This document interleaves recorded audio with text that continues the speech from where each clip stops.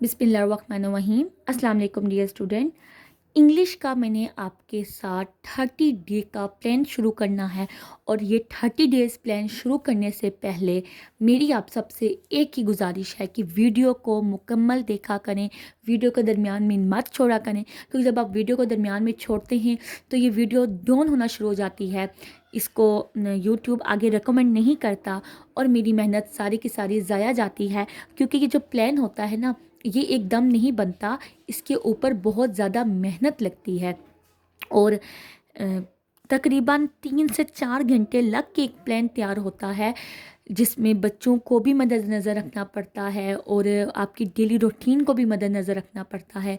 कम से कम वक्त में आपके ज़्यादा से ज़्यादा सिलेबस कवर हो और इस चीज़ को भी मद्देनज़र रखना पड़ता है, आपके ऊपर बर्डन ना पड़े, इस चीज़ को भी मद्देनज़र रखना पड़ता है।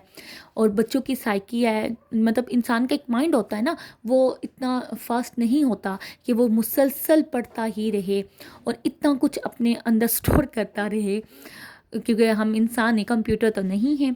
इस वजह से हर चीज़ को मद्देनज़र रख कर ये 30 डेज़ का प्लान तैयार किया जाता है। और जब आप वीडियो को स्किप कर देते हो या दरमियान में ही छोड़ देते हो, मतलब आपने क्लिक किया और फ़ौरन से आप बैक हो गए, आपने छोड़ दिया, तो मेरी सारी की सारी मेहनत ज़ाया जाती है, मेरे 3 से 4 घंटे ज़ाया जाते हैं। तो मेरी आप सबसे गुजारिश है कि वीडियो को मुकम्मल देखा करें। चलें अब हम अपना 30 डेज़ प्लान स्टार्ट करते हैं। इंग्लिश का 30 डेज़ प्लान लेकर आई हूँ, जो कि 3 मई से 3 जून तक है। और इंग्लिश का 30 डेज़ प्लान लेकर आई हूँ, जो कि 3 मई से 3 जून तक है। मैंने जो आपके साथ शेयर किया था टाइम टेबल, उसमें हम देखते हैं कि हमने इंग्लिश का टाइम क्या रखा था। तो इंग्लिश का टाइम हमने रखा था 11 से 12 तक। तो इंशाल्लाह मेरी कोशिश है कि ये मैं इस टाइम से पहले पहले ही आपके साथ शेयर कर दूँ। एक्चुअली ये कल रात को मैंने शेयर करना था और यहाँ पे बारिश लगी हुई थी, लाइट का बहुत इशू था, तो वीडियो नहीं बन पाई। तो अभी मैं आपके साथ ये शेयर करती हूँ। 30 डेज़ प्लान में क्या है, आपने सबसे पहले 3 मई को चैप्टर नंबर 1 के शॉर्ट क्वेश्चन आंसर करने और ग्लॉसरी करनी है और all filling in the blanks. अब इसमें आपने क्या क्या करना है ये मैं आपको बुक से बताती हूँ। स्टूडेंट देखें, आपके पास जैसे यहाँ पे आ रही हैं फिलिंग इन द ब्लैंक्स हैं और उसके अलावा ये ऑप्शन सी में है। और अगर आप ग्रामर की तरफ जाएं तो यहाँ पे आपके पास आपने पार्ट ऑफ स्पीच बताने हैं, कहीं पे आपने करेक्ट फॉर्म ऑफ वर्ब बतानी है और ग्रामेटिकल सेंटेंस स्ट्रक्चर आपने ये ठीक करना है।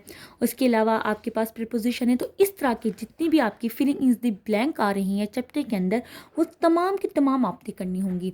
मतलब कि आपने अपने जो एक्सरसाइज है ना, उसमें से कोई चीज़ नहीं छोड़नी, कोई चीज़ स्किप नहीं करनी है। तो पहले दिन आपने इंग्लिश का ये काम करना है।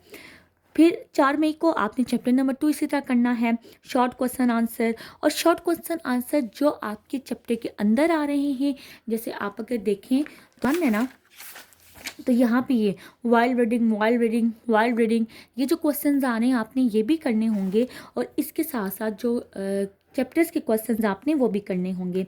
5 मई को आपने चैप्टर नंबर 3 करना है। 6 मई को आपने चैप्टर नंबर 5 करना है।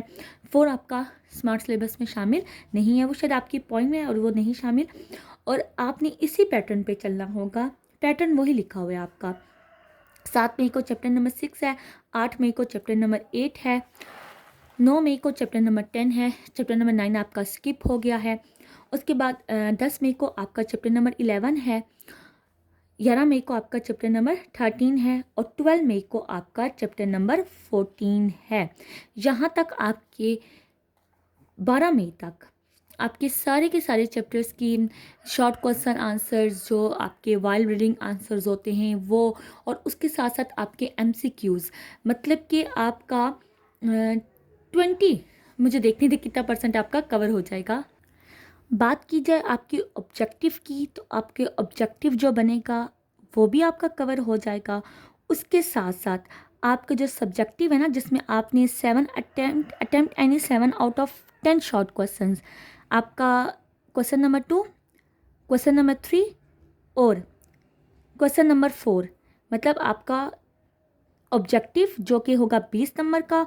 और यहाँ पे आपके ये कितने नंबर के होंगे, 14 और ये 14, 10 कितने हो गए 24, 24 और 6 30, मतलब कि 20 और 30 कितने हो गए आपके 50 नंबर। आपके 50 नंबर का जो पेपर है वो कवर हो जाएगा, मतलब 50% पेपर की तैयारी आप 12 मई तक कर लेंगे इंशाल्लाह। उसके बाद आपका क्वेश्चन नंबर जो 3 होगा ना, सॉरी क्वेश्चन नंबर 5 होगा, वो आपका बनेगा लेटर्स और एप्लीकेशन। अब लेटर्स और एप्लीकेशन में आपके पास क्या होगा, चॉइस होगी, आपने इनमें से कोई एक करनी होगी, 10 नंबर की होगी। उसके बाद आपकी स्टोरी है, ये आपकी कोई 2 आएंगी और उनमें से एक करनी होगी, ये भी आपकी 10 नंबर की होगी। 50 यहाँ पे हो गए थे, 60 और 70 हो गए। उसके बाद एक्सप्लेनेशन ऑफ स्टैंजा, ये आपका 5 नंबर का होगा। और पंचुएशन, पंचुएशन जो होगी ना, ये आपके पास होता है, कोमा कहाँ आता है, इन्वर्टेड कोमा कहाँ आएंगे, एक्सक्लेमेटरी मार्क कहाँ आएगा, इस तरह की होती है। आपको पैराग्राफ दिया जाता है, आपने उसमें से वो लिखना होता है, मतलब उसको दुरुस्त करके लिखना होता है। ये भी 5 नंबर का हो गया, तो 10 नंबर की टोटल मिला के हो गए। तो ये 50, 60, 70, ये 80 हो गए। और ये 15 नंबर का आपके पास क्या होगी, ट्रांसलेशन होगी। और 5 नंबर का फिर अब वर्ड्स होंगे, तो ये पूरे 100 हो जाएंगे। अब हम चलते हैं अपने लेटर्स और एप्लीकेशन की तरफ। ये आपने कैसे तैयार करने होंगे। लेटर्स देखें, मैंने आपसे पूछा था, तो कुछ बच्चों ने कहा हमने लेटर्स किए हुए, कुछ बच्चों ने कहा हमने एप्लीकेशन किए हुए हैं, तो उसके लिहाज से मैंने ये बनाया है। 13 मई को आपने पहले 3 लेटर्स करने हैं, या फिर पहले 3 एप्लीकेशंस करनी होंगी। अच्छा, मैंने एप्लीकेशंस ने देखी आपकी कितनी है, तो अगर आपकी एप्लीकेशन कम हुई लेटर्स के मुकाबले में, तो आपने क्या करना होगा, बाकी डेज में एप्लीकेशंस को ही रिवाइज़ कर लेना, और पीछे से आप रिवाइज़ कर लेना, अपना टाइम नहीं आपने ज़ाया करना।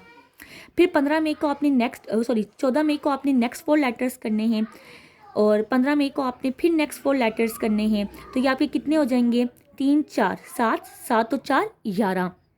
उसके बाद 16 मई को आपने नेक्स्ट 3 लेटर्स करने हैं, 11 और 3 आपके कितने हो जाएंगे, 14।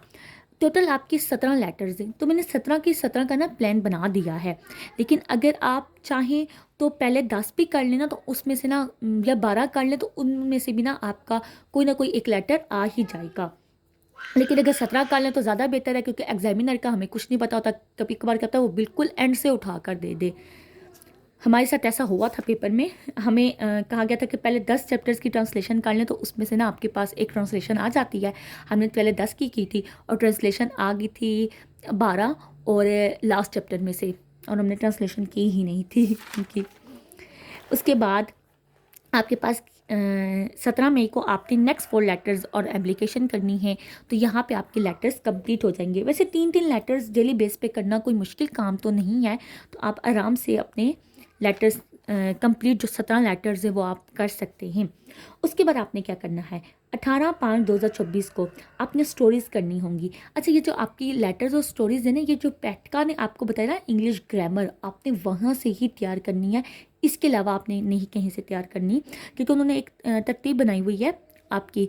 तो अगर मिसाल के तौर पर आपकी स्टोरीज़ 15 है ना, तो आप क्या करें, आप पहले 10 तैयार कर लें।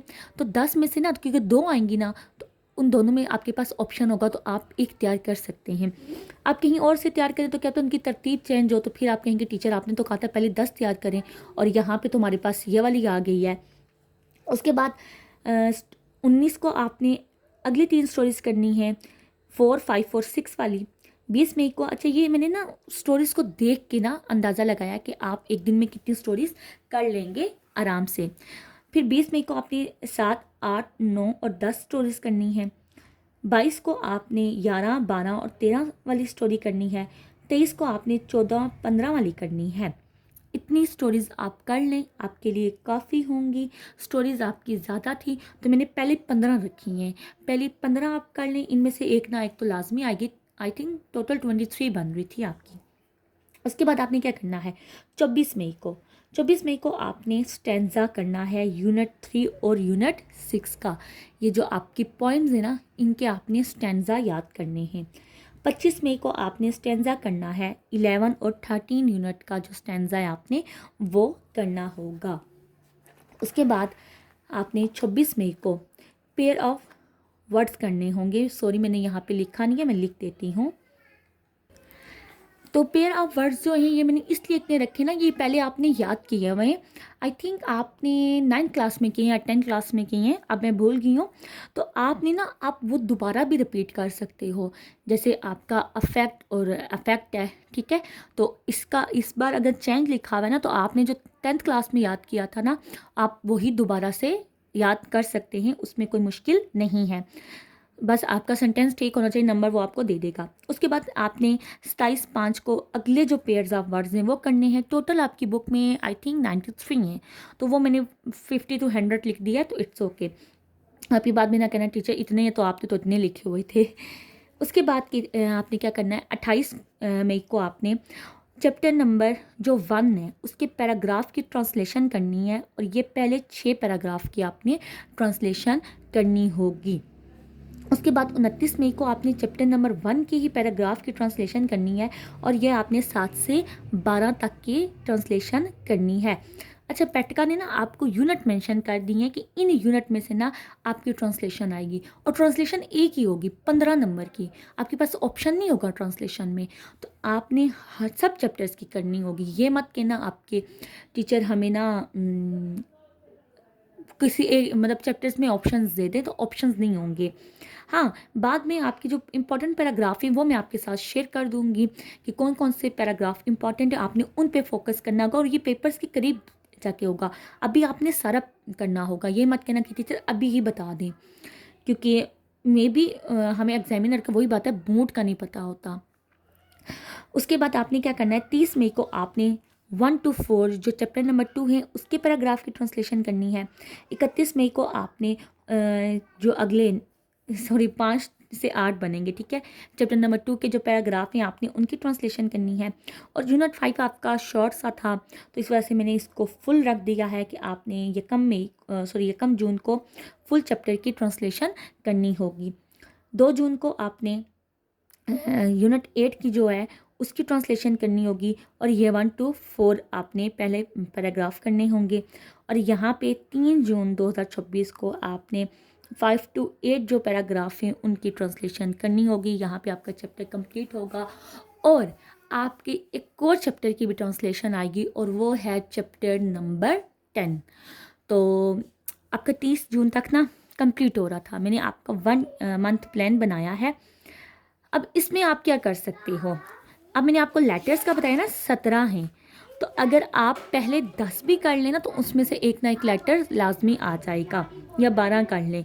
तो आप जब आपके लेटर 12 हो जाएंगे ना, नेक्स्ट डे आपने क्या करना होगा, जब आपके लेटर्स कंप्लीट हो जाएंगे तो आपने चैप्टर नंबर 10 की ट्रांसलेशन करनी होगी, ठीक है, चैप्टर नंबर 10 की। और उसको आपने खुद ही डिवाइड कर लेना कि हमने इतना करना है और फिर इतना करना है, तो आपकी वो कंप्लीट हो जाएगी। अगर आप नहीं करना चाहते उस तरह, आप कहते लेटर्स हम कंप्लीट करेंगे, तो आपका पेपर है 16 जून को, तो ये तो 3 जून तक है ना, आप 4-5 जून का डिवाइड करके तो आप चैप्टर नंबर 10 की ट्रांसलेशन कर सकते हैं।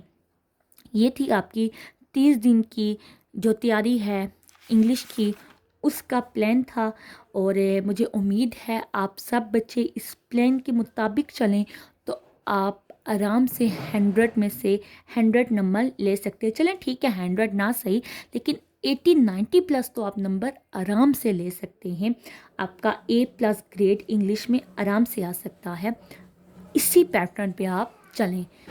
तो मैंने आपकी इस्लामियात की भी बना ली है पेयरिंग स्कीम, और उसके साथ साथ पेयरिंग स्कीम कह रही हूँ, 30 डेज प्लान बना लिया है, वो भी मैं आपके साथ शेयर करूँगी।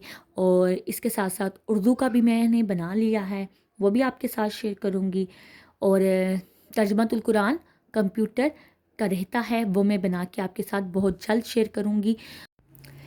मिलती ही नेक्स्ट वीडियो में। अपना बहुत सारा ख्याल रखिएगा। अल्लाह हाफिज़।